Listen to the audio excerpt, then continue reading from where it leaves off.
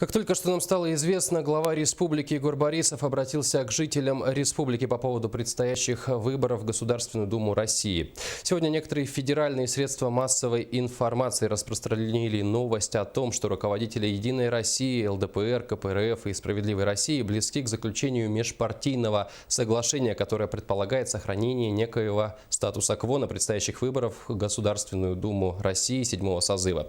По сути, речь идет о том, что парламентские партии не будут выставлять друг против друга конкурирующих кандидатов в заранее определенных одномандатных округах. При этом в число территорий, по которым якобы планируется осуществить такой порядок проведения выборов, включена Республика Саха-Якутия. В сложившихся обстоятельствах глава республики Егор Борисов, как гарант Конституции Якутии, документа, дающего каждому право на свободу убеждений и свободу выбора, выступил со следующим заявлением. Цитата.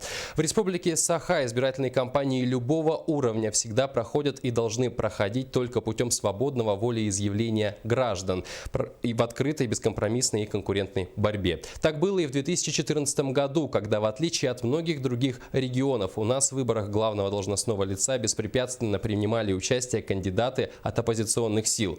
В Российской Федерации давно сложилось зрелое гражданское общество, способное отличать правду от кривды. Нельзя допускать, чтобы сомневающееся в своих возможностях меньшинство навязывало большинству некую позицию, пусть даже согласованную кем-либо. Это противоречит принципам демократии, здравому смыслу и критериям простой человеческой порядочности. Исходя из вышесказанного, руководство республики ни при каких обстоятельствах не поддержит закулисных игр, которые не консолидируют общество, вселяют в людей безинициативность и равнодушие, подрывают доверие к органам власти. Мы имеем законное право избирать тех, кто достоин наиболее эффективно представлять наши интересы в Нижней палате парламента страны.